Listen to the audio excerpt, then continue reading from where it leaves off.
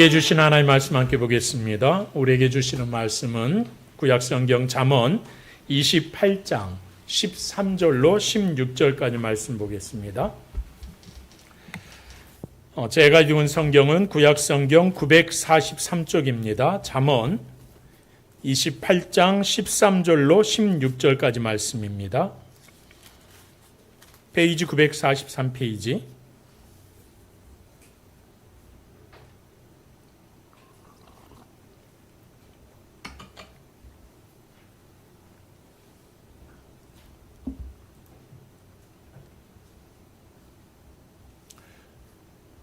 예, 우리 다 찾으셨으면 함께 13절부터 16절까지 다 같이 합독하는 시간 갖겠습니다. 함께 읽겠습니다. 시작.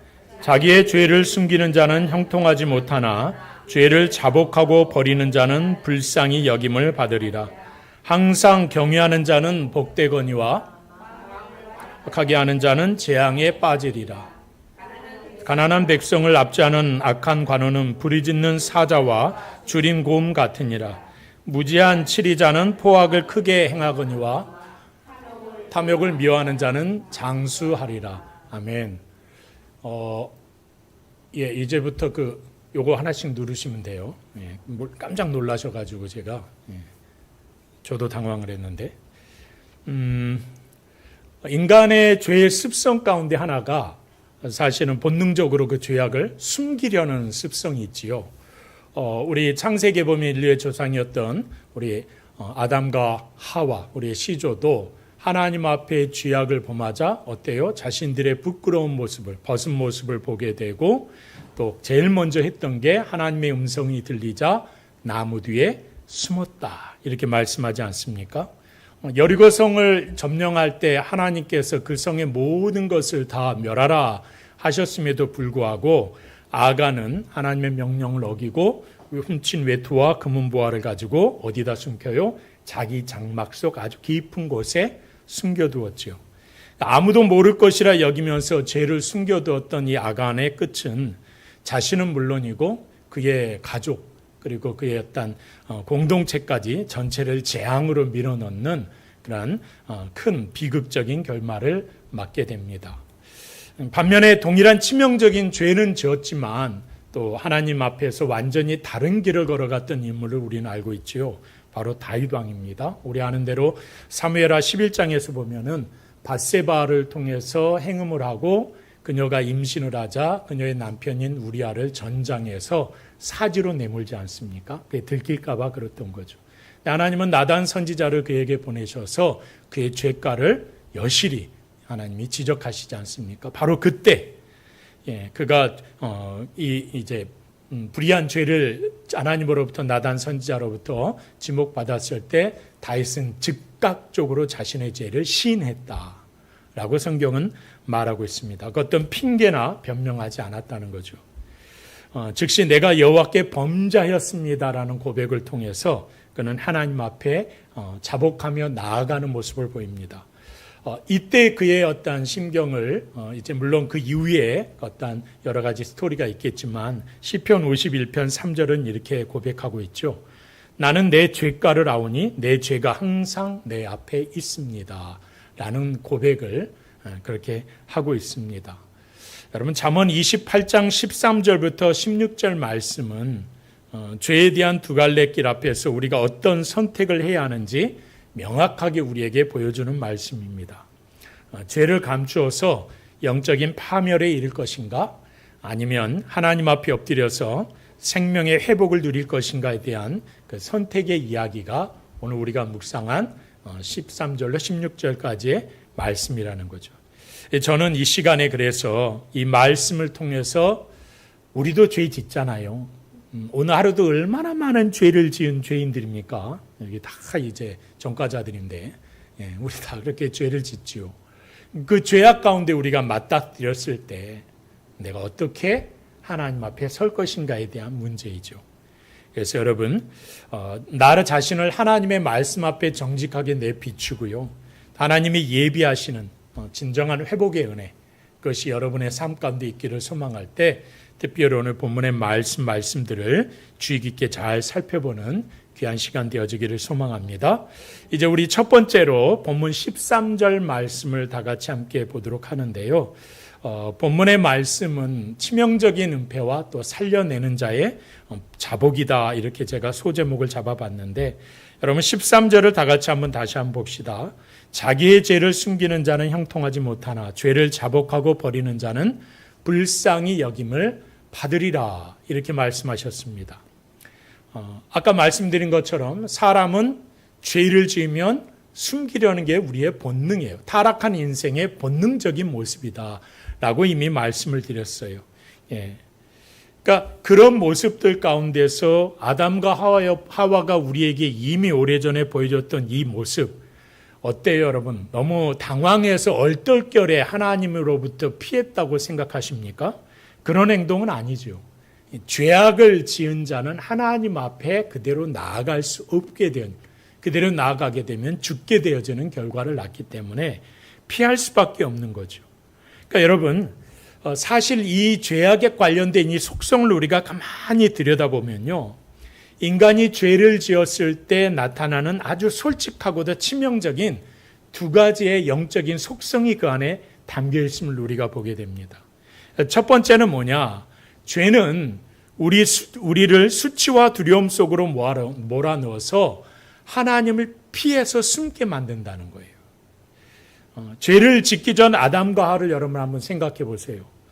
창세기 2장 25절은 그들이 벌거벗었지만 조금도 뭐했다? 부끄러워하지 않았다, 이렇게 말씀하고 있어요. 하나님과 내외적인 온전한 친밀감이 형성된 모습 가운데서는 하나님과의 우리의 형편과 상황이 어떤 모습일지라도 부끄럽지가 않은, 창피하지가 않은 거예요. 여러분, 우리의 삶 가운데도 마찬가지예요. 주님과의 우리 안에 친밀감이 분명히 우리의 영적인, 육적인 모든 내외적인 삶에서 친밀감이 형성되면 뭐가 안 부끄러워요? 이 세상의 모든 조건 속에서 내가 부끄러워할 이유가 단 하나도 없는 거예요. 그래서 제가 예전에, 얼마 전에 제가 한 번도 부끄러워한 적이 없다는 얘기를 해봤는데, 참 감사한 일이네요. 생각해 보니까. 부끄러운 때도 있었겠지요. 왜 없었겠어요? 그 내적인 친밀감이 무너지게 되면 하나님 안에서 그때부터 우리는 부끄러워집니다. 그러니까 여러분, 우리가 믿음의 길을 걸어가면서 내가 하나님의 자녀로 살아가는 내 삶의 모습들, 현재 여러분의 모습들이 부끄럽게 여겨지면 뭐가 형성이 안 된 거예요? 하나님과의 내적 친밀함과 외적인 친밀함이 무너져가고 있다. 우리 안에 있는 하나님의 자녀됨에 대한 자존감이 무너지는 모습이다. 내가 하나님의 자녀인데, 저를 세워준 딱 하나의 문제가 이거예요. 내가 하나님의 아들인데, 이거였어요. 내가 하나님의 자녀인데 이 세상에 그 무엇을 두려워하겠냐는 거예요. 그 어떤 사탄도, 그 어떤 존재도 우리를 무너지게 할 수 없다라는 거죠. 그러니까 늘 하나님과 그런 친밀감이 형성되어 있으면 여러분은 살아가는 모든 순간에 어떤 자리에 있든지 그곳이 하나님 안에서 감사한 자리가 될 거예요. 여러분, 사도 바울이 우리에게 보여준 것은 뭐였어요? 내가 빈부에 처해 있든, 높은 자리에 올라가든 낮은 자리에 처해 있든, 감옥에 들어갔든, 또 귀빈의 어떤 초대하는 곳에 갔든 나는 아무렇지도 않다는 거. 그게 뭐가 중요해? 하나님과 함께 하나님의 은혜 아래에 있다는 그 자체가 내겐 소중한 것이다 라고 그가 스스로가 고백하면서 우리에게 말하지 않았습니까? 그런데 여러분, 아담과 하와는요, 선악과를 따먹는 순간 그 거룩한 뭘 잃어버려요? 하나님과의 친밀감을 잃어버리는 거예요. 그 무죄함을 잃어버리는 거예요. 그러니까 뭐가 생겨요? 죄책감이, 부끄러움이 생기는 거예요. 한없이 부끄러워지기 시작하는 거예요. 그래서 뭐해요? 부랴부랴 그들이 한 개 무화과 나무로 옷을 그냥 어떻게든 몸을 좀 가려보겠다고 그게 가려지겠습니까? 그리고 하나님이 그 동산에 거니시는 소리가 음성이 들리는 것 같으니까 어떻게 해요? 그 소리가 울려 퍼지니까 반갑게 달려나가야 되는데, 그렇죠? 주님이 사랑하는 내 딸아, 사랑하는 내 아들아 그러면 하나님 저 여기 있어요 라고 해야 되는데 벌벌벌 떠는 거예요. 무서워서. 그래서 지금 아니에요. 안 오셨으면 좋겠어요. 딴 때 오시면 참 좋겠어요. 내가 기도가 충만하고 내가 하나님 말씀 열심히 읽고 듣게 오시면 안 돼요? 라고 하나님을 외면하는 거예요. 하나님을 부인하게 되는 거예요. 여러분, 살아가는 우리의 삶의 자리에서 하나님이 부끄러울 때가 있었습니까? 뭐가 무너진 거예요? 친밀감이 무너진 거죠. 그 하나님의 존재하심이 내 안에 있다는 사실이 잃어버린 거예요. 그래서 하나님이 부끄럽게 되는 거죠. 언제나 버선발로 하나님 앞에 나가서 뭐 벗었다고 창피한 것도 아니고 그냥 두 내외가 나갔을 텐데 이날은 너무 부끄럽고 무서워서 주님이 하나님이 찾으시는데도 나무 뒤에 꽁꽁 숨어버렸습니다. 이런 죄악은요, 이렇게 사랑의 하나님을 갑자기 무서운 심판자로 느끼게 만든다는 거예요. 그래서 우리를 어둠 속으로 도망치게 만듭니다. 죄는 아버지 되시는 사랑의 하나님을 우리의 삶 가운데서 완전히 우리를 무너지게 만들고 우리의 죄악을 들춰내시면서 우리를 끝까지 마지막 순간까지 우리를 심판하시는 분으로 우리에게 인식되게 만든다는 거예요. 그래서 하나님 앞에 나아갈 수 없게만, 이게 여러분 우리를 속이는 자의 모습. 사탄이 우리에게 행하는 일들이 바로 이런 것들이에요. 여러분, 하나님과의 교제가 끊어져 버리고 깊은 어둠 속에서 내 죄를 그대로 감춰두고 무슨 생각합니까? 아무도 모르겠지. 아간 그러지 않았겠어요? 이게 뭐 엄청난 이 조그만 거, 내 눈에 든 이 조그만 거 내가 감췄는데 누가 알까? 하나님은 그 지극히 작은 죄악일지라도 크게 보시잖아요. 하나님 앞에 크고 작은 죄가 없는, 모두가 다 똑같은 죄는 죄악인 거죠. 하나님 들춰내십니다. 여러분, 이제 두 번째가 그래서 중요한데요. 우리가 죄를 지었을 때 나타나는 이 치명적인 우리 안에 있는 두 가지 영적인 속성 가운데 두 번째는 그겁니다. 죄인은 숨지만 하나님은 은혜로 우리를 찾아오신다는 거예요. 여러분, 나무 뒤에 벌벌 떨고 있는 아담과 하와에게 누가 찾아가세요? 하나님이 찾아가시죠. 아담아, 하와야, 니들 어디 있니? 아이고, 오랜만에 나랑 숨바꼭질 하자고 숨었니? 이렇게 하는. 그들의 죄악을 모르셨을까요? 그걸 놀이라고 생각하셨을까요? 그래서 이런 질문을 하셨을까요? 아니죠. 그들이 죄악 가운데 노출되었고 하나님이 두려워서 숨었다는 사실을 누구보다 잘 알고 계실 하나님입니다. 어둠 속에서 벌벌 떨고 있는 사랑하는 자녀를 하나님의 그 빛으로 불러내시기 위해서, 다시 살리시기 위해서 하나님은 그들에게 말씀하시는, 얘들아 어디 있느냐라고 묻고 계시는 거죠. 사랑하는 여러분, 바로 이 순간에 우리는 깨달아야 되는 거예요. 우리가 하나님의 눈을 우리가 속일 수 있다? 잠깐 피할 수 있다? 아니, 불가능해요, 그건. 사람의 눈은 잠깐 피할 수 있어요? 속일 수 있어요? 그건 분명해요. 무화과 나뭇잎으로 살짝 가린다든지, 동산나무 사이에 혹은 아간처럼 땅속에 뭔가를 묻어놓고 안 들키겠지 하는 생각을 가질 수는 있어요. 근데 누구는 못 속인다? 우리의 중심을 아시는 하나님, 저와 여러분의 중심 가운데 내주하시는 성령 하나님, 그 하나님은 결코 그 하나님 앞에서는 아무것도 숨길 수가 없다는 사실 아닙니까? 여러분, 그래서 죄를 숨기는 인생에는 그 어떤 형통함도 평안도 없다는 사실을 우리가 이 순간에 기억해야 돼요. 우리의 가슴에, 우리의 머릿속에 꽉 인지시켜야 됩니다. 여러분, 그래서 그렇게 깨달은 자는요, 더 이상 무화과 나뭇잎을 찾지 않아요. 나무 뒤에 숨으려 하지 않는다는 거예요. 어떻게 해요? 그 나무 뒤에서 용기를 냅니다. 나를 정죄하기 위해서가 아니라 나를 살리기 위해서 부르시는 하나님의 그 음성 앞에 정직한 모습으로 나아간다는 거죠. 여러분, 그래서 하나님께서 우리에게 찾아오셔서 우리를 불러내실 때 우리가 결단해야 될 참된 회개란 무엇일까요? 참된 회개는 이런 거예요. 단순히 입술로 죄송합니다라고 말하는 경우, 그 정도 가벼운 유감이 아니라는 거죠. 성경이 말하는 회개는요, 크게 보면 이제 두 가지 단계로 나눌 수 있을 거예요. 첫째는 뭐예요? 자복하는 거예요. 자기의 죄를. 시편 32편 5절에서 다윗은 이렇게 고백합니다. 내 허물을 여호와께 자복하리라 하고 주께 내 죄를 아뢰고 내 죄악을 숨기지 아니하였더니 곧 주께서 내 죄악을 사하셨습니다 라고 고백합니다. 자복은요, 내 허물을 미화하거나 핑계대지 않는 거예요. 그대로 하나님의 말씀 앞에 서니 내가 무엇을 잘못했는지를 깨닫게 되어서 하나님 용서해 주세요. 내가 바로 이걸 잘못했네요라고 하나님께 고백하는 거예요. 사실대로 정직하게 고백하는 거라고 말씀하죠. 근데 여기서 머무는 게 아니라 회개는 뭐다? 버리는 것이다. 두 번째는 그래서 자복하고 버림입니다. 단순히 뉘우치는 감정에 머무는 것이 아니라 죄의 자리에서 실제로 뭐 하는 거예요? 돌아서는 행동을 말하는 거죠. 여러분 누가복음 19장 8절에서 주님의 초청을 받았던 삭개오 기억하십니까? 그는 주님의 초청을 받자마자 뭐라고 그래? 내가 불의한 재산을 내가 거둔 거 있다면, 내가 저 가난한 자들이나 저들에게 내가 빼앗은 것이 있다면 내가 그대로 다 돌려주겠습니다 하면서 환원하는 결단을 하지 않습니까? 사도 요한이요, 요한일서 1장 9절 말씀에 보면 이런 말씀을 하세요. 우리가 우리 죄를 자백하면 그는 미쁘시고 의로우사 우리 죄를 사하시고 우리를 모든 불의에서 깨끗하게 하실 것입니다 라고 고백합니다. 여러분 숨기는 자는 죽고 고백하는 자는 살게 될 거죠. 그리고 회개는 뭐냐? 세상의 눈으로 볼 때는 내 자존심을 꺾고 패배하는 일처럼 보입니다. 그런데 역설적으로 제가 할게요. 제가. 그게 맞겠어요?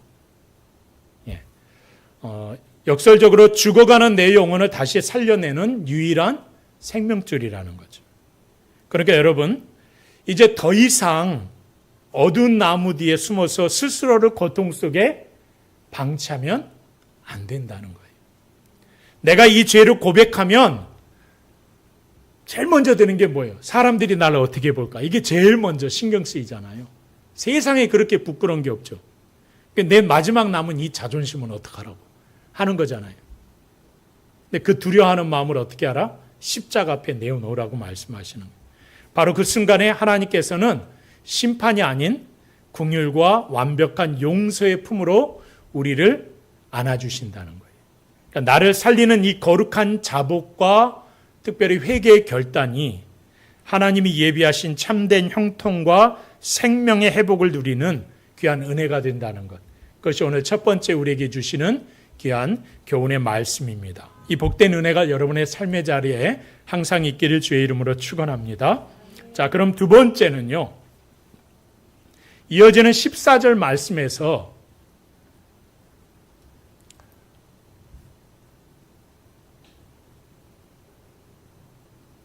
14절 말씀에서 회개하는 자와 회개하지 않는 자의 내면의 상태를 말씀하는데 본문을 읽어볼까요? 다 같이 한번 읽어보겠습니다. 시작.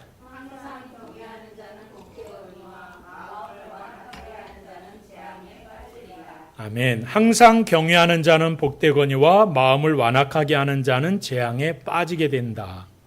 그러니까 하나님을 경외한다는 것은 하나님을 두려워하는 마음으로 하나님을 섬기는 거예요. 그분의 말씀 앞에서 내 자세가 어떻게 돼야 돼요? 겸손한 모습 가운데서 하나님 앞에 엎드리는 태도를 말씀하고 그것이 하나님을 경외하는 모습이죠. 그러니까 여러분 우리가 주일에만 수요 예배 때만 목요일 기도회 때만 정해진 예배 시간에만 우리가 나와서 하나님 앞에 경외하는 것이 아니라 언제가 중요하다? 교회 안 나왔을 때가 더 중요하다는 거예요. 여러분이 살아가는 삶의 24시간 모든 순간이 중요하다는 거예요. 그 모든 상황 가운데서 나는 날마다 모든 순간마다 하나님 앞에 서 있습니다라는 고백이 드려지는 거죠. 여러분 아브라함은 독자 이삭을 바치라는 이해할 수 없는 명령 앞에서도 그 보디발의 아내의 유혹 앞에서도 하나님을 경외함으로 그 순종했던 모습을 우리에게 아브라함과 요셉은 보여줍니다.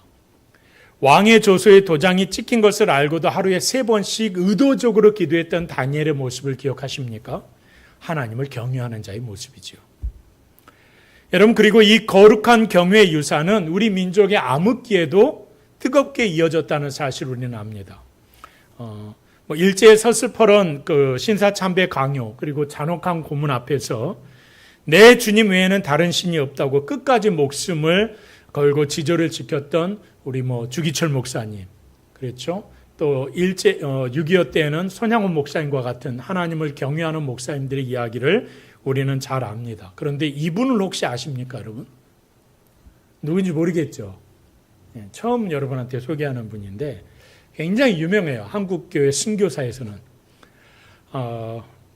전라도 영광에 가면요, 염산교회라는, 염산군 염산교회라는 교회가 있어요. 염산군에 가면. 염산면이기도 한데. 영광군 염산면. 이 교회가 유명한 게 6.25 때 교인의 4분의 3이 순교를 당해요. 77명이. 지금 아래쪽에 이제 그 교인들 찍힌 거는 돌아가시기 직전에 찍은 사진들이래요. 그리고 이제 오른쪽에 있는 거는 영광이 바닷가와 가까운 데 있습니다. 그래서 뚝에서 사람들을 예수 믿는 이 영광교회, 염산교회 성도들을 그 뚝에서 이제 봉상군이 바다에 밀어 넣는데 이분들이 바닷가에 사는 분들이라 수영을 곧잘해요. 그러니까 지금 다 사람의 머리통보다 큰 저 돌멩이를 목에 걸고 양손과 양발을 묶은 채 바다에 빠뜨렸어요. 그렇게 해서 남녀노소 합쳐서 77명이 순교를 당합니다. 그때 도망갈 수 있었는데 도망가지 않고 의도적으로 교회 성도들을 찾아가서 그들과 함께 순교했던 분이 바로 이 이판일 장로님이에요. 이분이 그때 찾아간 교회를 향하여 가면서 남겼던 말이 사람의 칼은 두렵지 않으나 하나님을 버리는 것이 가장 두렵다.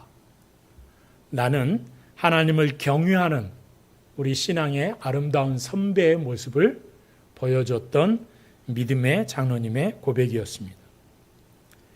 여러분, 믿음의 순교자들은요, 어떤 상황에서도 하나님을 경외했던 우리 시대의 가장 거룩한 증인들이 아니겠는가 하는 생각을 해봅니다. 이들은 말씀 앞에 늘 그들의 마음이 부드럽게 기경되어 있었기 때문에 하나님의 뜻 앞에서 즉각적으로 순종할 수 있지 않았겠는가. 그 순간마다 부끄럽고 순간마다 하나님을 경외함이 의심이 되고 염려가 되고 불안함이 된다면 어떻게 기꺼이 그런 결단을 내릴 수 있었겠는가. 불가능하겠죠. 중요한 건 성령께서 우리에게 감동을 주시면서 우리를 순교의 길로 이끌러 가시기도 하겠지만 그 삶의 자리에서 우리가 하나님을 경외함이 어떤 모습으로 살아가야 하는가 또한 굉장히 중요한 것임을 오늘 본문을 통해서 깨닫게 합니다. 근데 14절 하반절은요, 반대로 이렇게 말하죠. 마음을 완악하게 하는 자에 대해서 말합니다. 여기 여러분, 마음이 완악하다 하는 것은요, 마음이 아주 높고 완고하게 닫혀 있어서 그 어떤 하나님의 경고와 그 말씀을 전혀 들으려 하지 않는 상태, 이걸 갖다가 마음이 완악하다라고 말합니다. 소돔과 고모라에 있던 다윗의 사이들 여러분 기억하십니까? 소돔성에 임할 하나님의 불심판을 하나님의 사자들에 이어서 들었던 롯이 그의 사이들을 불러서 이 사실을 알려주잖아요. 그러니까 롯이, 제가 룻이라고 그랬나요? 롯이, 롯과 룻이 좀 헷갈리긴 해요. 근데 롯이 이렇게 전하자 그 사이들이 뭐라고 그래요? 그 장인의 이야기를 농담으로 여겼다고 그러잖아요. 농담으로. 그들의 마음이 완악해진 결과이기 때문에 심판에 대한 유황불과 관련된 심판의 메시지까지도 그냥 농담으로. 근데 여러분 생각해 보세요. 장인이 그 밤에 사이들을 불러다가 야, 하나님이 이 성을 유황불로 심판하신단다. 빨리 도망가자. 그러면서 농담 삼아 하나님이 좀 있으면 여기 심판하신다는데 어떡할래 니들? 갈래? 있을래? 이랬겠어요? 웃으면서 얼마나 심각하게 했겠어요. 얼마나 두려운 마음 가운데 했겠어요. 근데 그 순간을 농담으로 여긴 거예요. 얼마나 마음이 완악했으며. 본성 자체가. 장인인데, 그냥 인간적인 관계에서도 그러면 안 될 텐데, 심판의 메시지를 그렇게 들었으니 그들의 결론이 우리가 너무나 잘 아는 대로 그들은 심판의 자리에 그대로 머물게 되는 거죠. 여러분, 이게요, 영적인 세계뿐만 아니라 우리가 살아가는 현실 세계에서도 얼마나 똑같이 반복되는 비극인지 몰라요. 역사상 가장 처참했던 자연재해 중에 하나가 1975년도에 중국에 있는 반치아오 댐 붕괴 사건이라고 그래요. 사진을 하나 보여드릴 텐데, 이렇게 원래 이게 가득 물이 잠겨 있었던 곳인데, 저게 이제 댐이 무너지면서 아래에 있는 마을, 밑에는 이제 AI로 만든 거니까, 이렇게 이제 물이 차올라서 온 도시에, 허난성 일대를 다 완전히 수몰되게 했습니다. 중국 정부는요, 이때 죽은 사람이 공식적으로는 24,000명이다 라고 말을 했는데, 이것도 많죠. 근데 사실 전문가들은요, 이때 죽은 사람들이 26만 명가량 죽었다 라고 미공적인 보고를 한다는 거예요.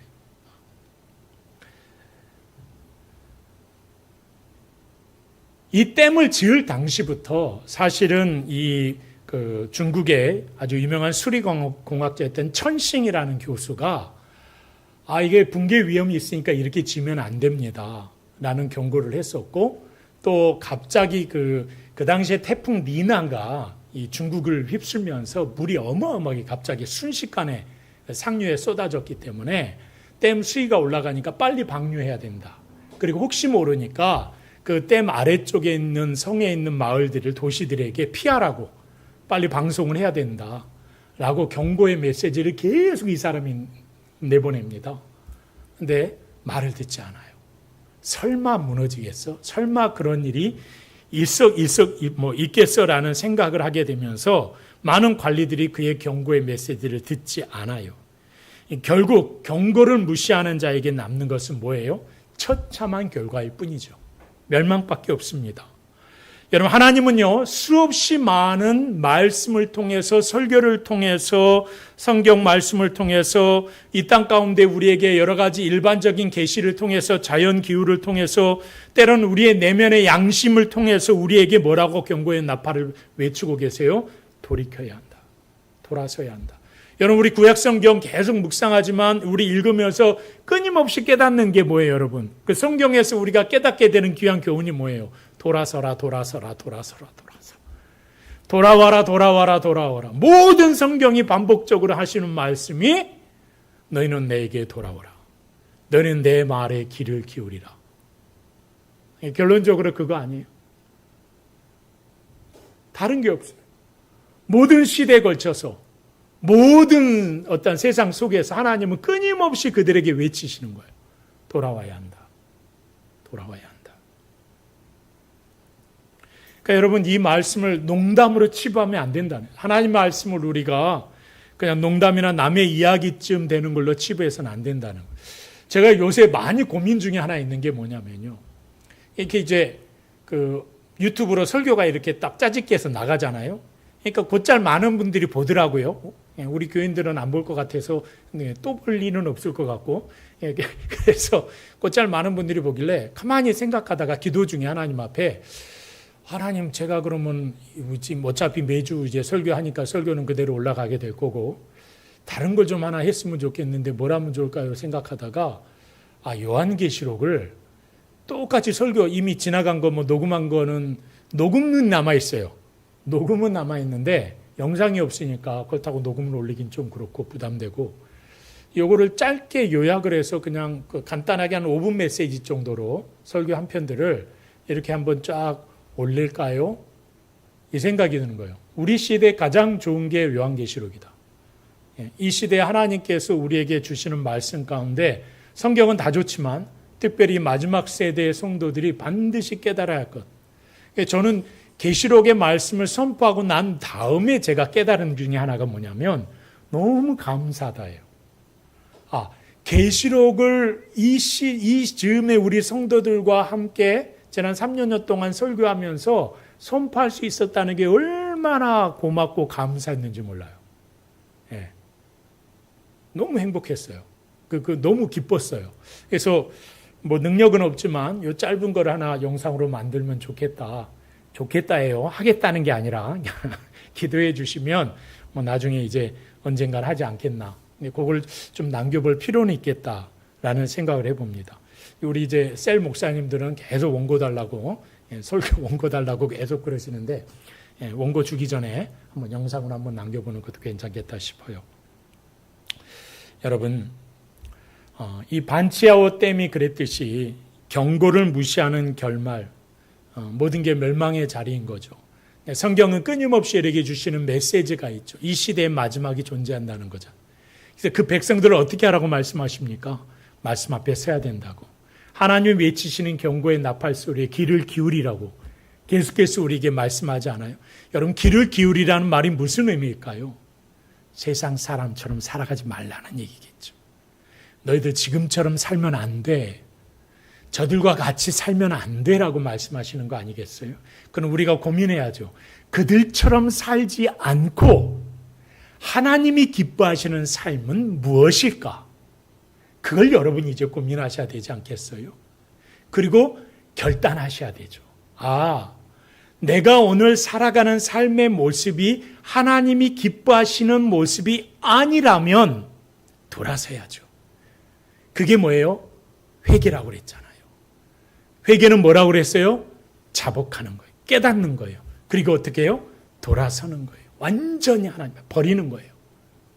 그런 삶을 결단해야 된다고 말씀드렸잖아요. 여러분, 하나님이 우리의 삶 가운데 함께 하셔서 오늘도 경고의 말씀 앞에서 주께서 우리에게 깨닫게 하시는 이 메시지를 우리가 함께 들으면서 겸손히 주님 앞에 무릎 꿇고 나아가는, 그래서 하나님이 놀라우신 은혜를 체험하는 저와 여러분 되기를 간절히 주의 이름으로 축원합니다. 오늘 마지막 세 번째로는요, 본문 15절과 16절 말씀입니다. 자, 중요한 건 그렇다면 하나님을 경외하지 않고 마음이 강박해진 자들이 권력을 잡거나 그들이 지도자가 되면 어떤 일이 벌어지게 될 것인가에 대한 답이 15절과 16절에 이렇게 경고의 메시지로 다가옵니다. 먼저 여러분 15절을 보실까요? 가난한 백성을 압제하는 악한 관원은 울부짖는 사자와 줄인 곰 같다라는 말씀을 합니다. 여기서 줄인 곰이라는 표현을 좀 보면요, 그냥 원어의 뜻은요, 배고픈 그런 곰이 아니에요. 단순히 그러니까 너무 배고프니까 눈이 확 돌아가지고요, 앞에 있는 모든 것이 먹이로 여겨지는 거예요. 그래서 인정사정 볼 것 없이 그냥 다 먹어치우기 위해서 달려드는 그 모습이 바로 줄인 곰과 같다는 표현이거든요. 하나님을 모르는 악한 지도자는 부자에게는 아첨하고요, 가난하고 힘없는 백성들은 강탈하고 압제한다는 의미입니다. 왜 그럴까요? 가난한 자들의 보호자가 하나님이심을 모르는 그러한 영적 무지와 억제되지 않는 뭐 때문에? 욕심 때문에. 그래서 성경은 탐욕이라고 하지 않습니까? 탐욕이 그들을 그런 모습 가운데 내몰게 한다는, 부리짖는 사자와 줄인 곰과 같은 모습으로. 여러분, 잠언 14장 31절을 먼저 잠깐 보시면요, 가난한 사람을 학대하는 자는 뭐다? 그를 지으신 이를 멸시하는 자다라고 말씀하셨어요. 반대로 궁핍한 사람을 불쌍히 여기는 자는 어떤 사람이다? 주를 공경하는 자다. 여러분, 열왕기상 21장에 나봇이라는 인물이 등장하지 않아요? 이 나봇의 포도원이 얼마나 멋있었고 얼마나 참 보기에 좋았는지, 여러분, 아합 왕과 이세벨이, 아합 왕이 먼저 이 포도원을 탐했어요. 여기서도 탐욕이 나오죠. 탐하니까 처음엔 내가 값을 줄 테니까 팔아라 했는데, 하나님께서 우리 조상들에게 주신 땅을 내가 어떻게 팝니까? 그건 하나님 말씀을 어기는 건데 그럴 수 없습니다 하니까 아합 왕의 속이 뒤집어져요. 갖고 싶은데 못 가는, 왕인데 못 가지니 어주긴 하겠습니까? 이세벨이 결국 수를 쓰죠. 그래서 이 나봇을 죽이고 이 포도원을 강탈합니다. 근데 여러분, 이렇쯤 되면은 권력자가 우리 땅 가운데 보여지는 많은 모습들 아니에요? 자신의 권력을 통해서 무자비하게 뭔가를 취하려고 했던 모습들은 아합과 이세벨 뿐이었겠어요. 수많은 역사의 무대 가운데 얼마나 많이 이런 일들이 등장합니까? 그런데 하나님이 이 일을 눈여겨보고 계셨다는 게 문제였죠. 엘리야 선지자를 그들에게 보내십니다. 그리고 뭐라고 말씀하십니까? 너희는 이 일로 인하여 비참하게 죽을 것이다. 개들이 너희의 살을 먹게 될 것이고 너희의 피를 핥게 될 것이다. 이 하나님의 어떤 경고의 메시지를 통해서 그들의 삶이 어떻게 돼요? 실제로 그렇게 죽잖아요. 그런 비극을 맞이하지 않습니까? 어디 그뿐입니까? 아합의 아들 70명은요. 다 죽어요. 그 하루에 다 죽어버립니다. 하루아침에 참수당해서 이스라엘 성문 어귀에 어떻게 해요? 2줄로 쌓였대요. 2줄로. 이렇게 쌓일 정도로 참수를 당합니다. 하나님을 무시하고 불의한 탐욕으로 백성을 압제했던 가문은 그수로 끝나버려요. 아합의 가문은 더 이상 존재하지 않죠. 여러분, 우리가 28장 16절을 함께 잠깐 보게 될 텐데 상반절을 보시면 이런 말씀을 다 같이 시작. 무지한 치리자는 포악을 크게 행한다. 네. 아멘. 그러니까 목사 말을 잘 들어야 돼요. 상반절만 읽자고 그랬으니까. 무지한 치리자는 포악을 크게 행한다. 그러니까 하나님을 알지 못하고 자신의 부족함을 모르는 이 무지한 지도자는 뭘 선택하지 않고 은혜와 긍휼을 선택하지 않고 힘과 권력으로 포악을 크게 행한다는 게 그거예요. 백성을 억압하고 강탈한다는 거예요. 자기 감정과 욕심대로 휘두르는 포악은 결국은 자기 자신을 멸망에 이르게 한다는 교훈입니다. 성경은 이와 대조되는 소망의 길을 이제 선포하죠. 16절 하반절 말씀을 보시면 탐욕을 미워하는 자는 크게 읽습니다. 시작.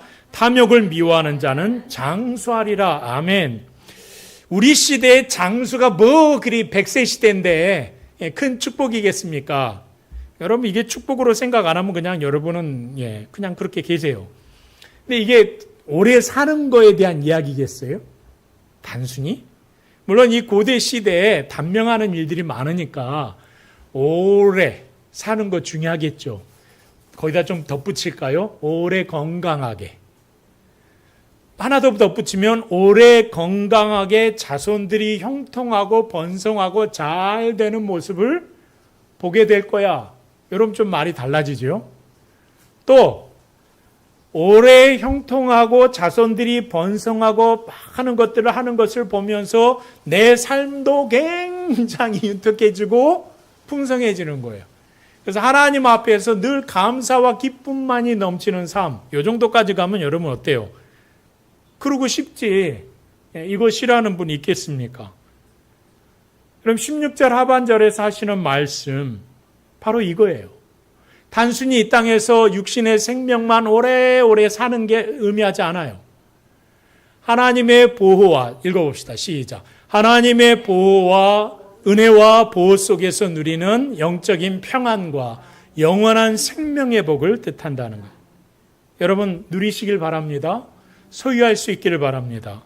불의한 방법으로 쌓아올린 재물과 권력은 독수리처럼 날아가서 헛된 것이 되겠지만 결국 심령을 괴롭게 하고 파멸로 이끌겠지만 탐욕을 미워하고 내게 주신 것들에 대해 자족하고 하나님이 구약 성경에서 제일 기뻐하시는 공의와 정의를 행하면서 살아가는 인생은 어떤 삶으로요? 그 삶 가운데 그 어떤 상황에서도 좌절하지 않고 절망하지 않고 하나님이 주시는 참된 평안과 위로함 속에 거하게 될 것이라고 말씀합니다. 그러니 사랑하는 여러분, 우리 세안가족 모두는 우리 눈앞에 있는 어떤 이익을 얻기 위해 수단과 방법을 가리는 게 아니라 그것을 채우기 위해서 죄악을 저지르는 모습 가운데 서는 것이 아니라 오히려 세상 불의함이라면 어떤 것도 모양도 우리가 탐하지 않고 생각하지 않으면서 하나님이 내게 주신 은혜 아래에서 그렇게 하려면 어떻게 해야 돼요? 오늘도 감사해야죠. 그렇죠? 오늘도 여러분이 아침에 눈을 뜰 때 오늘도 하나님 감사합니다. 하나님 오늘도 하나님 안에서 평안을 주심을 감사합니다. 일어나자마자 아이고 내 형편이, 아이고 내 팔자야, 아이고 나 오늘 또 얼마나 힘들게 살아갈까. 수고하실 거예요. 아마 애쓰실 거고 오늘도 얼마나 피곤하셨어요. 그러나 여러분 그 생각이 어떻게 바뀌면 하나님이 내게 주신 은혜 안에서 내가 하나님의 은총 아래 있다는 사실을 생각하면 육신이 피곤하지요. 고통 속에 내몰려요. 그럼에도 불구하고 주님이 내 안에 계심으로 인하여 내 육체적인 내 환경적인 것이 나를 더 이상 압제할 수 없다는 고민을 하게 된다는 거예요. 그래서 우리는 평안을 누리게 된다. 여러분, 여러분의 육신의 환경이 여러분의 내면의 평안을 지배하지 않게 하도록 하시길 바랍니다. 오히려 하나님과 함께하는 우리 안에 주시는 화평함의 은총이 여러분의 환경을 지배하고 뛰어넘을 수 있기를 간절히 주의 이름으로 축원합니다. 세상의 불의한 탐욕을 미워하시고 날마다 주님이 주신 은혜에 자족하시면서 공의를 행하신 우리 모두 되기를 소망합니다. 이제 말씀의 결론을 냅시다. 오늘 말씀은요, 우리에게 두 갈래 길을 선택하게 하죠. 죄를 무화과 나무 잎 뒤에 숨기고 경고의 말씀이 들려올 때 농담으로 여기고 불의한 탐욕을 채우는 길의 끝은 멸망의 길이다 라고 말씀하시는 길을 우리에게 말씀하셨습니다. 아간이 여리고성의 전리품을 장막 땅속 깊은 곳에 감추었던 것처럼 어쩌면 우리의 마음속 깊은 곳에도 아무도 모를 것이라고 생각하면서 감춰두었던 죄악의 보따리는 있지 않는가, 우리 스스로가 오늘 이 시간 하나님 앞에서 돌아볼 수 있길 바랍니다. 하나님께서 오늘 우리에게 열어주시는 생명의 길은 너무나 선명하다는 거죠. 먼저 우리는 어두운 나무 뒤에서 나와서 내 죄악의 보따리를 하나님 앞에 정직하게 풀어놓는 작업이 필요하다는 사실을 깨달았습니다. 우리가 핑계를 내려놓고 정직하게 하나님 앞에 내려놓을 때, 엎드릴 때 하나님은 다시 우리를 살리시는 은혜의 자리로 우리를 부르실 줄로 믿습니다. 그리고 두 번째는 날마다 우리의 삶의 또 쟁기로 내 마음의 밭을 부드럽게 또한 기경할 수 있는 은혜가 임하였으면 좋겠습니다. 일상의 순간을 돌아보실 때 나를 바라보시는 하나님을 경외하는 것이 중요하겠죠. 말씀에 즉각 순종하던 아브라함, 다니엘, 우리 주기철 목사님, 선양호 목사님, 그리고 영산교회 수많은 성도들, 우리 판일 장로들처럼 그 마음으로 하나님을 경외하는 자의 삶을 일상의 삶에서 살아가게 되면 하나님께서 우리의 마음의 밭을 기경하셔서 우리의 삶이 지금보다 내 삶의 형편 가운데 내가 하나님 안에서 더 감사와 기쁨이 충만한 그런 복된 은혜의 삶을 살아가게 하실 줄로 믿습니다. 말씀 앞에 더욱더 여러분 무릎 꿇는 우리 모두가 되길 바랍니다. 여러분 마지막으로 불의한 이익을 우리 단호하게 거절하시고 주님이 주신 삶에 자족하는 삶을 살아갔으면 좋겠습니다. 우리가 남을 넘어뜨려서 내 이익을 챙기려는 탐욕 앞에 서 있지 않고 오히려 이것들을 미워하고 하나님이 원하시는 하나님의 자녀로서 하나님의 뜻을 나의 삶을 통해서, 나의 일상을 통해서, 나의 가정 안에서, 우리의 직장과 우리의 생업 현장에서 나는 하나님의 사람이야. 그러니 내 삶에 있어서 나는 이런 삶을 살아야 돼라고 말하는 그것이 하나님을 경외하는 자의 삶이라면, 그것이 우리가 알고 있는 아브라함과 요셉의 삶이라면, 내가 그렇게 살아가기를 결단하게 된다면 성경이 우리에게 주시는 교훈은 뭐예요? 숨기는 자는 죽게 될 것이고 하나님 앞에 엎드리는 자는 삶에 자족하게 되는 귀한 결론을 내리게 된다는 거죠. 여러분 한번 우리 오늘 말씀의 제목을 한번 크게 한번 읽어볼까요? 마지막으로 시작. 숨기는 자는 죽고 하나님 앞에 엎드리는 자는 살아난다. 숨기는 자는 반드시 죽게 될 것이고 하나님 앞에 정직하게 엎드리는 자는 하나님이 반드시 살리실 줄로 믿습니다. 아멘. 오늘 이후에 이번 한 주간에 감춰둔 무화과 나뭇잎을 찢어버리시고 참된 회개와 거룩한 경외함으로 일상의 삶에서 하나님께 영광 돌리며 살아가는 저와 여러분 되시기를 다시 한번 주의 이름으로 간절히 축원합니다. 우리 오늘 주신 말씀 기억하면서 우리 세 가지 기도 제목 함께 놓고